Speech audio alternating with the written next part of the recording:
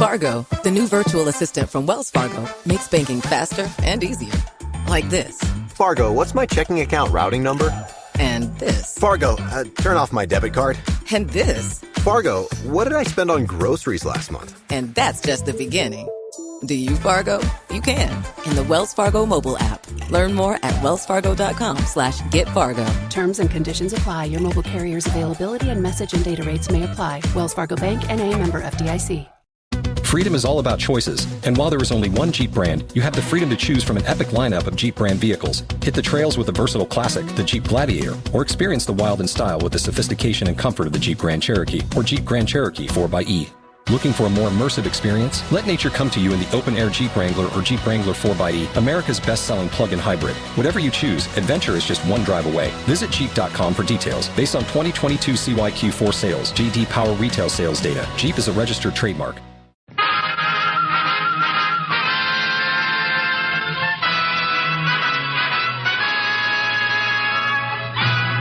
Tales of the Texas Rangers, starring Joel McRae as Ranger Jace Pearson. Another authentic reenactment of a case transcribed from the files of the Texas Rangers.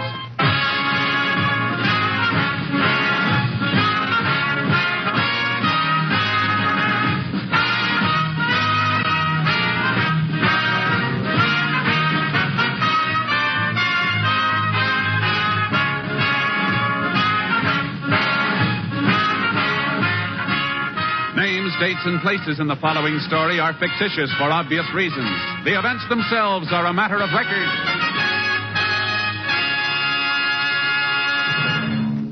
Before we bring you today's story of the Texas Rangers, let's talk a moment with Phil Harris and Alice Faye during a break in the rehearsal for today's Phil Harris, Alice Faye show. Thank you, Bill Foreman. You know, folks, I welcome this opportunity to talk with you about the great lineup of stellar entertainment in store for you this evening right here on NBC.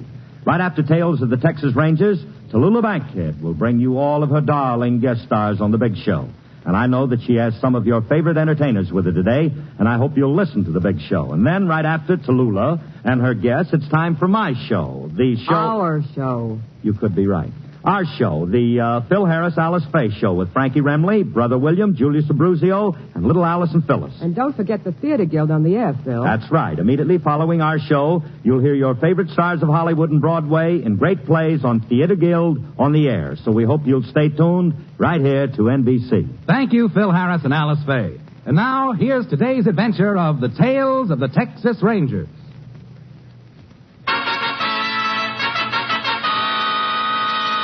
And now, from the files of the Texas Rangers, the case called The Iceman.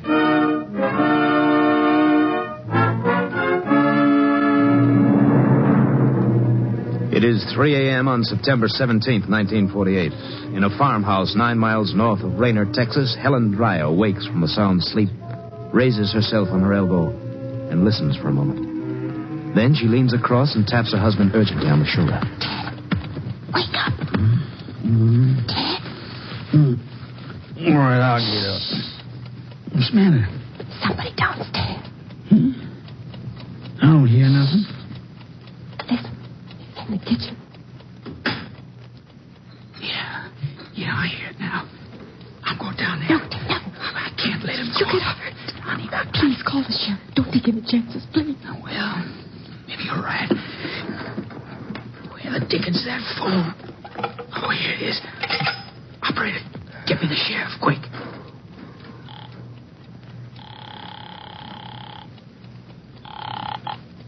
Sheriff Holmes speaking. Sheriff, this is Ted Dreyer. You'll have to talk up. I can't hear you. There's a burglar in my house. Who'd you say this was? Ted Dreyer, Farm Road 22. The man's down in my kitchen. Well, I'll get out there right away. He's coming along the hall toward the stairs. I think he's heading upstairs, Sheriff. Don't try to stop him. I'll get there as quick as I can. Dad, he's coming up here. Yeah. What do? Oh, Dad, I'm so scared. Dad, you're sleeping, honey. Whatever happens, don't move. You're not gonna... No. Honey, quiet.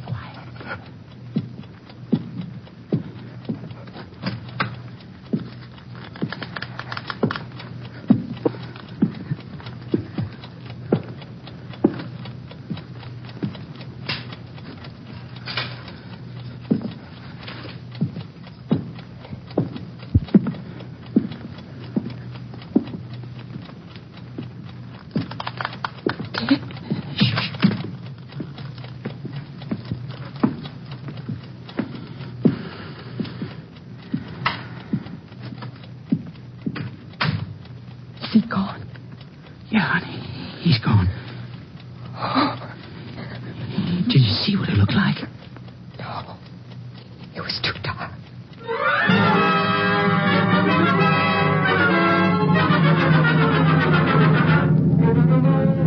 The sheriff reached the Dreyer farmhouse 20 minutes after the departure of the intruder. He found Mrs. Dreyer in a state of hysteria and sent her upstairs with her husband. After a cursory investigation, he immediately contacted the Texas Rangers and requested assistance. Ranger Jace Pearson was assigned, arriving on the scene at 4:25 a.m. The sheriff led him directly to the kitchen. Hey, you see what I mean, Jace? Yeah, I'm glad you called us, Sheriff. Looks like it might be the one we've been after a long time. I kind of figured it was. Way he broke into the kitchen and raided the icebox first. I can't get over that. Eating the family's food before he tackles a job. He's pretty cool. It's one of the things that's made him so hard to catch. Let's see if he's left another one of his trademarks. You looking for anything special, Jace? I've found it. What is it? Method he uses to trip the latch on the screen door. Pushes an ice pick through the screen. Does he always carry that ice pick with him? As far as we know, he does. Cap Stinson over at headquarters calls him the Iceman. Well, Iceman or no, I sure don't relish having him in my county. Afraid you'll have him around town for one more night anyhow. Why would make you say that? It's part of his M.O. Always hits 2 nights in a row in the same area. Pick's house is pretty far from town, and the second place is always on the opposite side of town from the one he worked the night before. It shouldn't be hard to nab him then. That's what we've thought for over a year now. We even know a couple of other interesting things about him. He never enters a house where there's a dog, and he wears gloves on the job. And even knowing this, we haven't been able to catch him. So you haven't been getting any fingerprints on him then, huh? No. I sure wish somebody'd at least get a look at him. We've learned a lot about him since he's been operating, but we still don't have any idea what he looks like. Well, maybe the Dryers can tell us something. She ought to be feeling better by now. Just a second. What's this on the floor? You have a piece of paper handy I can use to sweep some of it up? Well, here's a sheet out of my notebook. That'd do the trick. Uh-huh. Thanks. Yeah, I thought so. What is it, Jay? Here, smell it. I'd say it was snuff. So would I. Mr. Dreyer use it? Nope. Ted smokes cigars. It looks like we've just discovered another one of the Iceman's habits. And every time we do, we get just a little bit closer to catching him. I sure hope you're right. Let's go up and see if the Dryers can tell us anything. Miss Dryer was right jumpy when I got here. Not much wonder either. She was the one first heard him moving around in the kitchen. How much money to get here? Over $80. Ted had just been to the bank. All right, if the ranger and me come in? Sure, come on in, Sheriff. Find anything to help you? No, we think so. How you feeling now, Miss Dryer? Oh, it's still a little shaky. I don't think I'll ever sleep again tonight. The way he came right into this room. Now, honey, it's all over. I know, but I'm still so scared. Sure. Don't you and the sheriff want to sit down, Ranger? No, thanks. We'll just be a few minutes more. Well, I've been thinking since it happened, maybe I did wrong not trying to stop him. You're lucky you didn't, Mr. Dreyer. A couple of people have tried. He's pretty handy with an ice pick he carries. Has he killed anybody? No, but he's come close. When he gets cornered, he's like a weasel. You seem to know a lot about this fella. We never laid eyes on him. Well, then how That's not hard, Ted. Our man's been operating for over a year in different parts of Texas, and the Ranger's got a good idea of his M.O. M.O.? Modus operandi. It's the pattern habitual criminals follow on a job. Almost like a signature. But what we really need is some description of the man himself. I wish we could help you, but it was right dark in our room, and he didn't use a flashlight. Well, I saw his shadow when he crossed in front of the window. So did I, honey, but that's not what the ranger wants. We appreciate you trying anyhow. What do you figure we ought to do next, Chase? Be light in a few minutes. We'll see if there are any tracks to follow outside. We won't stand much chance of catching up with him this late. I know, but we might get a line on something almost as important. The direction he took when he left here.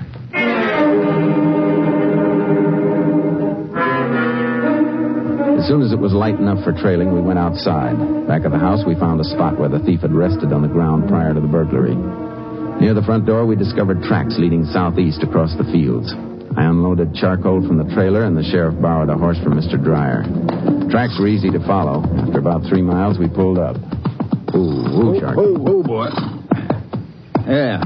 What do you make of that, Jason? Looks like he stopped to rest again. The way the brush is crushed, I'd say he'd spent quite a while here. Yeah, and I don't figure. Why would a man who just broke into a house stop so close to the place he robbed? Could have been waiting for something. How far is the main highway from here? Pretty close, just over that rise. We'll see if the tracks lead there. Get up, Chunky. Come on, boy. If you're right about his waiting for something, it could be he's got a partner with the car. Meets him on the highway at some special time. Maybe, but our Iceman strikes me more as the type who'd work alone. Tracks look like they're going to lead right onto the highway, Jace. Suppose they do. Where do we go from there? Yeah, see if he crossed the road. If he did, might give us some indication of where he was heading. And if he didn't? That's something we'll have to try and figure out. Ooh, go, Charky.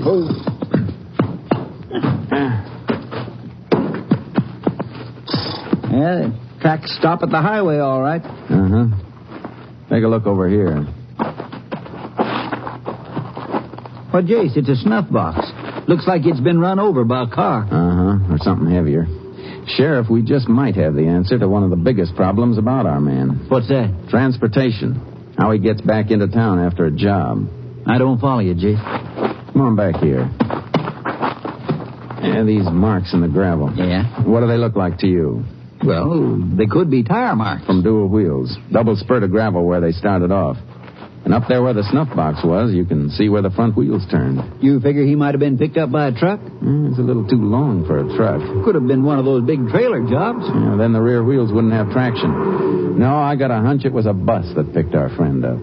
Well, there is a bus due in town from this direction at 4:50. And make it pass here around 4:30. Just right for the Iceman to make it.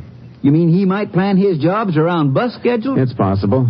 Reckon we better try to locate the driver who brought in that bus. That shouldn't be too hard. Drivers all change at Raynor. And we're going to get into town. See if he remembers picking up a passenger at this spot. Hey, Jace, we could really be on to something. We got a few other angles to check before we're sure. But if they pan out, we got just one more detail in the Iceman's M.O., and this might be the one that trips him up.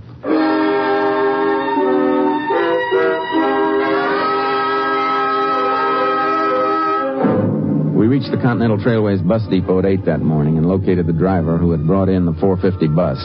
He remembered picking up a single passenger 8 miles from Raynor, but was unable to describe him. I left the sheriff in the depot restaurant and called Austin. 20 minutes later, I had the information I needed. I joined the sheriff at the restaurant counter. Grab a seat, Jace. I ordered you some eggs and coffee. Told the girl to keep them hot till you got here. Oh, thanks. Hey, miss, you can bring the Ranger's order now. Find out anything from Austin? Plenty. Every job the Iceman's pulled has been at a time and place where he could have used a bus to get back to town. Hey, then we are onto something. Yeah, and we're going to try to take advantage of it tonight. Thanks, miss. Jace, how do you figure to work it? According to the Iceman's M.O., he'll pick a house south of Raynor tonight. We can be sure it'll be somewhere not too far from the main highway into town. You reckon we can get him when he tries to board the inbound bus? We're going to try. I checked the schedule. The early morning bus from the south gets to Raynor at 5:06. We'll be tailing it all the way in. It sounds like it might work. How far out do you want to pick it up? 15 miles ought to do it. But we'll make it 20 just to be safe. 20 miles. We'll have to be out on the highway at 4. I reckon we ought to leave here about 3. Uh-huh. You better go catch a few hours sleep now, Sheriff. I don't think we'll get much tonight.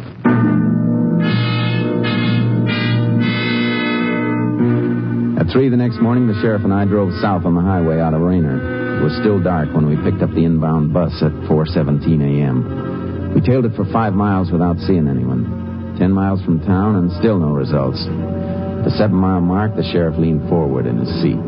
Hey, Jace. Yeah? Can you get a little further over to the right? You think you see somebody? I'm not sure. How about now? Yeah, that's better.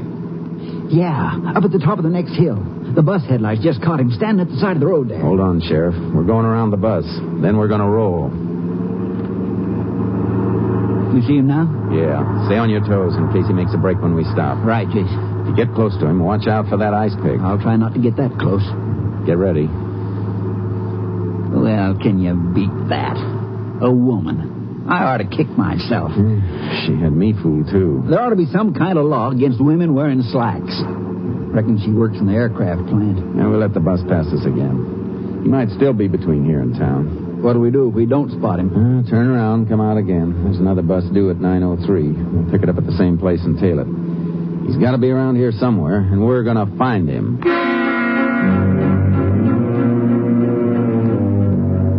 The bus we were following picked up no more passengers on the way to town. We repeated the procedure with a 9:03 bus. Still no results. A little before 10 that morning, the sheriff and I walked into his office. swear I don't understand it, Jace. I just don't understand it. How come he didn't show up? It beats me, Sheriff. For a year or more, a man operates a certain way. Picks off 2 houses in 2 consecutive nights. I don't know.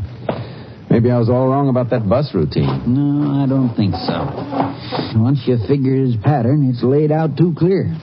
Couldn't be only coincidence about his robbing houses near the main highway just an hour or so before a bus passes. I guess not. But if taking a bus into town is part of his M.O., where was he? No robbery reported last night. Could be he decided to lay low for a night or two. That doesn't figure either. He wasn't scared the night before. Made an $80 haul from the dryers and never even knew they were awake. Looks like he might have cleared out. What are your plans now, Jace? I reckon I better start back to headquarters. Cap says he's got enough work lined up to keep me busy a month. Well, I'm sure sorry it didn't pan out. I sort of had my heart set on helping to haul in that little weasel. Well, keep in touch with us, Sheriff. If you hear anything, give us a yell. I sure will, Jason. Thanks for everything. So long, Sheriff. Sheriff home. Yeah? What? Yeah, wait a minute. Jace! Oh, Jace! You call me, Sheriff? Yeah, come here. All right, now give me that again. I see. Sure. Okay, we'll handle it. So long. What's up? Reckon Cap Stinson will have to get along without you for another day. I don't think you'll want to leave now, anyhow. Why not? Our man did hit last night. Robbed an old fellow named Earl Sweezy, 10 miles south of town. Well, I guess I was wrong about that bus routine after all. Maybe. But I got an idea last night with something new for your ice man. He stole the old man's car, used it for his getaway. I wonder what made him break his M.O. like that. I reckon he had to get away fast. How do you mean? He stabbed old man Sweezy with his ice pick.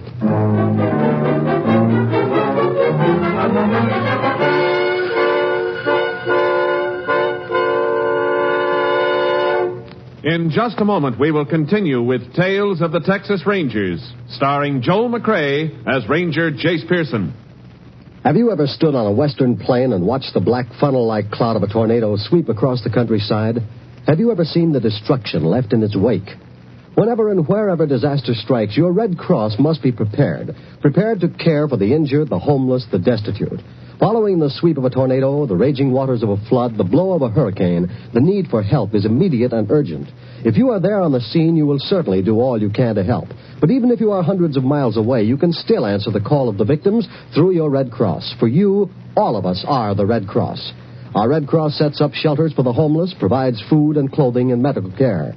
Then, when the danger has passed, our Red Cross stays on for the long and expensive job of rehabilitation, rebuilding shattered lives and homes. Many people lack the resources to make a new start after disaster losses. Then they turn to you, and you answer their call through your Red Cross. Give and give generously to the 1952 Red Cross Fund Drive. And now the second act of Tales of the Texas Rangers. We continue now with Tales of the Texas Rangers and our authentic story, The Iceman.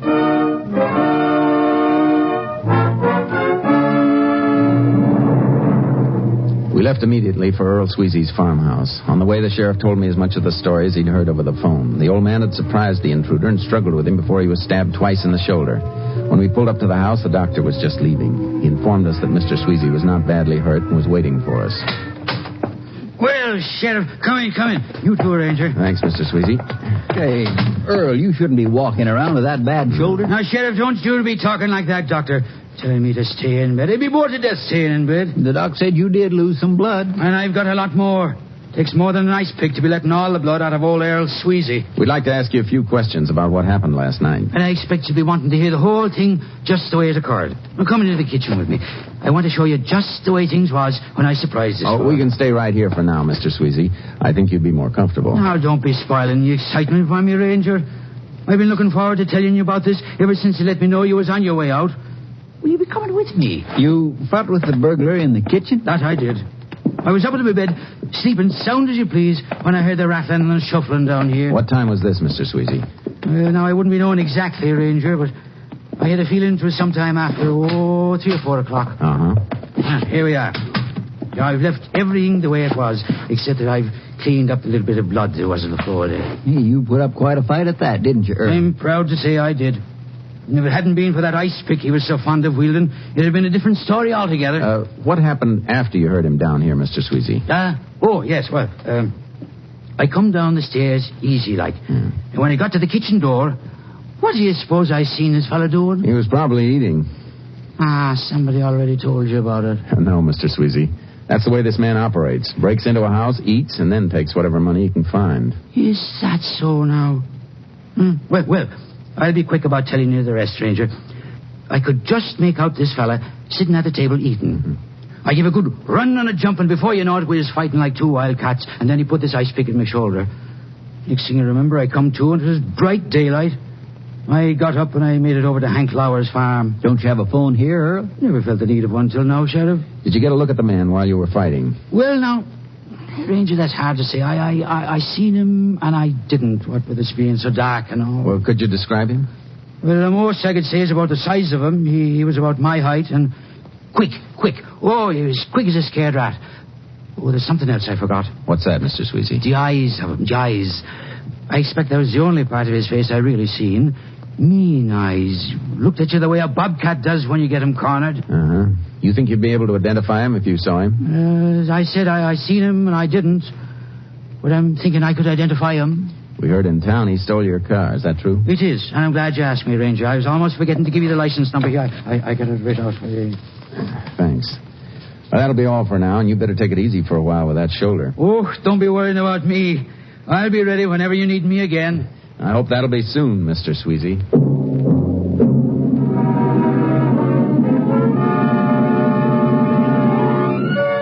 We put out a tracer on Mr. Sweezy's car.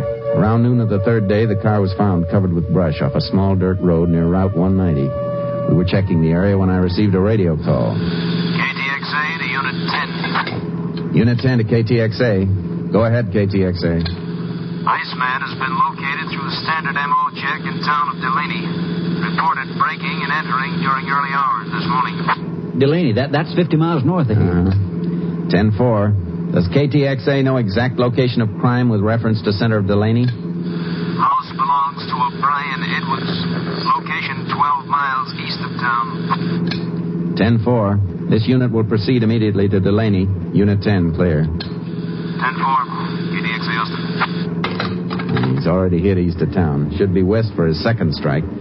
Want to tail a bus again tonight, Sheriff? If it means another crack at this Iceman, you just try and stop me. Let's get rolling, Jace.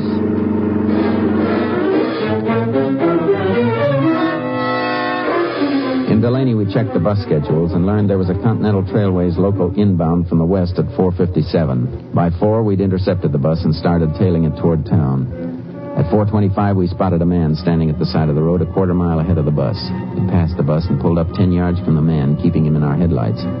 He made no attempt to run as we got out of the car. I saw him throw something over in the brush, Jake. Yeah. Stay where you are, mister. We want to talk to you. A bus is coming. I got to get in town. Wave the bus on, Sheriff. Sure. Look, what you doing? I got to get on that bus. We'll give you a ride into town. You've got no right to do this. What's your name? George Taggart. Where do you live? I don't have to tell you nothing. I asked you where you live. I want an answer. Dallas. What are you doing out here tonight? Maybe I've been visiting a friend. Your friend have a name? Look, you got no business asking me questions like this. Frisk him, Sheriff. Yeah. You keep your hands off me. Shut up. Well, looks like the beginning of pay dirt, Jace. Box of snuff, wallet full of money, and a pair of cotton gloves. I want to use these gloves. And my gloves? Got a right to use them any way I want. You ought to learn the law a little better. Now, suppose you go get that ice pick you just threw away. I don't know what you're talking about. See if you can find it, Sheriff. I'll find it if it's the last thing I do. Now, look, how long are you going to stand out here asking me questions? Until we're finished? Where were you tonight? Told you before. Visiting a friend. Who? Maybe I can't tell you. Maybe she got a husband. Jace? Find it? Yeah. Sharp and shiny. Here. How many houses you break into with this, Taggart? I never saw that before. I don't think I'd claim it either if I'd stabbed as many people with it as you have. You wasting your time. You promised me a ride into town. Am I going to get it? Yeah, but not to the town you think. You're going to get a ride a long way back to a town called Raynor. We arrived in Raynor around 10 that morning. We locked Taggart in the county jail and contacted Mr. Sweezy. We told him we wanted him to make an identification and arranged to have a special show-up in the cell block. Taggart and 5 other men were to be presented to him in the hope that he could identify the man who'd entered his house. Come on in. Got the 6 of them over there in one cell. Fine. This will be far enough, Mr. Sweezy. Wait here while the sheriff brings the men out. Yeah, I'll have them out for you in a second. Ranger, if I'm not able to identify this man, do you have enough on him to send him away anyhow? Maybe. But without identification, a good lawyer could get him off. All right, Ollie, come on out of there. Yes, sir. Come on and stop talking. Now form a straight line in front of the cell. Get moving, all of you. We'll get a little closer now, Mr. Sweezy. Any of these men look familiar to you? I'm not able to say for certain, Ranger. Just take your time. That one. Start from the left. That might be him. You. No, the next man. Step out. How about it, Mr. Sweezy? Maybe if he was to talk. Anything special you want to hear him say? Maybe if he was to say, I'll get you. That's what he said when we was fighting. Let me hear you say, I'll get you. Look, what is this? Say it. I'll get you. Maybe if he was to whisper. That's the way he says when I heard him. Whisper those same words. I don't know how. You heard the ranger whisper. I'll get you. Mr. Sweezy? Ranger, I can't be sure. I just wouldn't want to be saying. Well, thanks anyhow. Sheriff? Look, wait a minute. What is it? I was just remembering, in the fight the other night, just before he put the ice pick in my shoulder, I had a hold of him and I scratched the back of his neck. Are you sure? And wasn't I almost forgetting?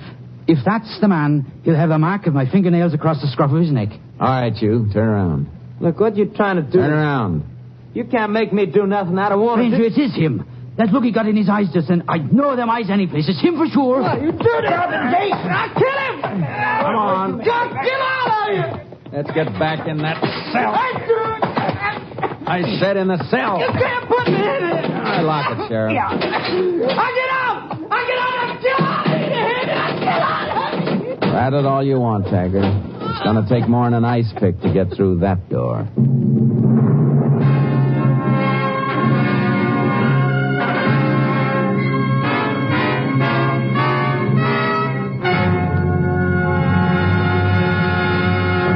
In just a moment, we will tell you the results of the case you have just heard. Hello, friends. This is Jack Parr. I'll be with you later this evening with the $64 question, but right now I'd like to remind you about some of the other great shows this evening on the NBC Radio Network. In just a few minutes, you'll hear The Big Show with Tallulah Bankhead and a big array of guest stars. And, of course, Meredith Wilson will be on hand to direct The Big Show Orchestra and Chorus. You will hear 90 minutes of scintillating comedy and music today on The Big Show. And then, right after The Big Show, stick around for the Phil Harris Alice Faye Show with Frankie Remley, Julius Abruzio, Brother William, and the entire Harris household. It's a program that's sure to please you. Later today, Theater Guild on the Air will bring you stars from Hollywood and Broadway in an exciting Broadway play. And right after Theater Guild on the Air, I'll be back with a pocket full of money and the $64 question. I'll be talking to a lot of contestants tonight, and maybe you'll hear one of your neighbors. So why not stay tuned right now to the NBC for a whole evening of great entertainment. I'll be looking for you in our radio audience tonight. And now, let's get back to the tales of the Texas Rangers.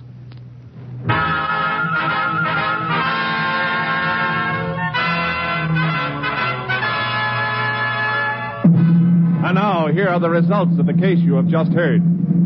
On November 17th, 1948, George Taggart was tried in the Rayner County Court on dual charges of felonious assault and burglary.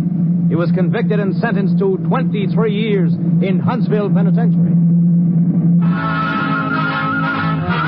Next week, Joel McCrea in another authentic reenactment of a case from the files of the Texas Rangers.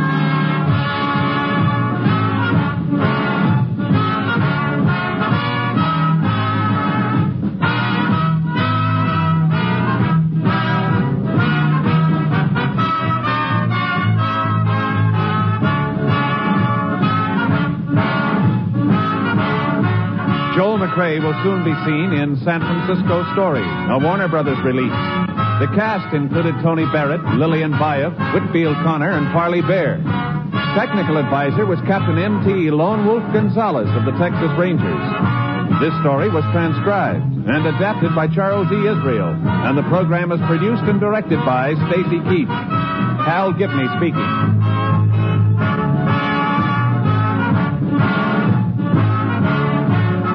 Next, The Big Show brings you 90 minutes of drama, comedy, and music on NBC.